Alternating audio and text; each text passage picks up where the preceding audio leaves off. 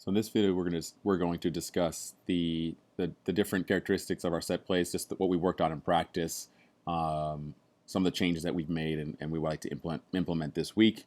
The first is, which I think we do pretty good, is that we set up and play quickly if it's on. Right, get the ball down, see what's available to us, and see if we can exploit a weakness. The next thing would be to assess their defense. Right, we know what should happen if we have a wide free kick. There should be somebody in the space. Do they have two players on the post? Do they have somebody in the near spot? Where are they weak in their setup? And what can we do to exploit their weakness? So if there's a space open, or if you see like there's a player that isn't in the right spot, let's look to attack those spaces. The big change, or the major change here is how we set up and organize on a set piece. Each player that's attacking the ball will pick a zone, select a zone to attack. So 1 through 5 will be the players who are getting in, or 1 through 4, depending on the numbers, and 5 or 6 will be at the top of the box for balance. The idea here is that we get together, huddle up, pick a number, kind of quietly say it to each other, so everyone is on the same page. We're not getting guys running into the same zone, and we have enough players.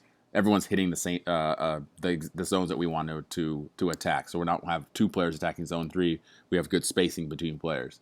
So players will get together, huddle up, talk about where you're going to go quickly, and make a decision. You don't necessarily have to start in the zone in the area that you're going to go. So 1 doesn't have to start with 1, 2 doesn't have to start with 2. You can kind of mix it up and have this player be 1 and going in. So move around between, try to lose your man. That's another thing we talked about.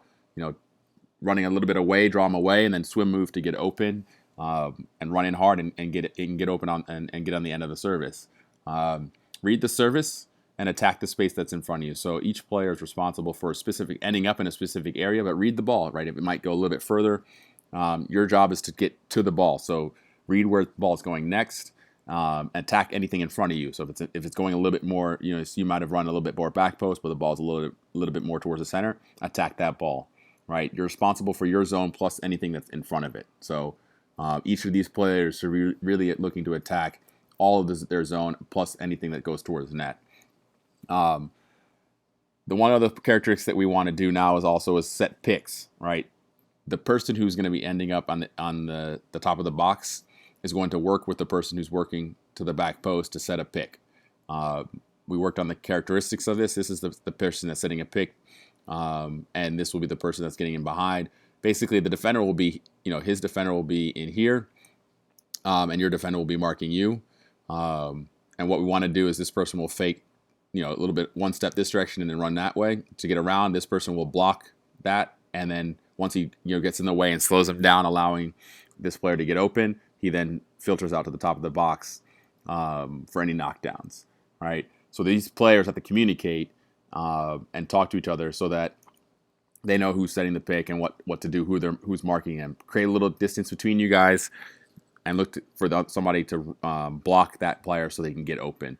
Typically, this is Garrett or one of our better headers on the team working to the back post, so we can target him like we did against Loudon. We've done before in the past. We're looking to find back post. So zone 6, the player who's running to zone 6 or top of the box is not. It could be 5 or 6. We'll set a pick for the person who's running to the back post. Zone 3, 4, and 5. Once you do run in the box, you're looking to head the ball back towards the near post. We had a number of issues where players were trying to flick the ball and it's getting out of bounds. Make sure you get a good header on it and make sure you put it back the way it came.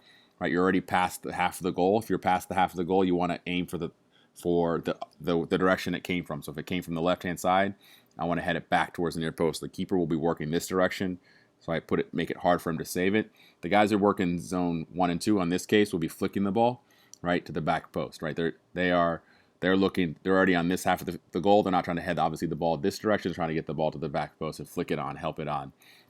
The other thing we worked on is being alert for any redirect. So if the ball's hit past the goal and you guys have already run in early, your job now is to turn and face the next play and get yourself into a spot to win the knockdown, either through Raphael or Garrett or whoever's going to attack the ball, Spencer, heading the ball back across the net, keeping the ball in play, and trying to finish those balls off.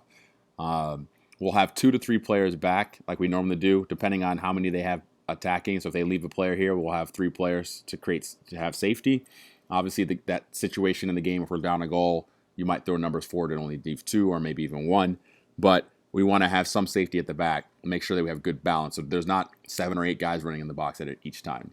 So those are the basic characteristics of our set plays, and I'll go over in the next video the specifics for, like, say, a corner kick. This pretty much is how we will set up for a wide free kick, or a free kick that where you're serving the ball in the box. Players will pick 1 through 5 and 6, and this is a simple setup where we'll have a player pick. And you could, if you wanted to, say, set 2 picks, right? Maybe 2 players won't go in, or 2 players will help to get open, say, at the back post. You can decide, talk through those situations in the game where, like, this time I'm going to set a pick for you and change it up. So that's something you guys can decide on the field while you're doing it. But this is the general theme that we worked on Saturday.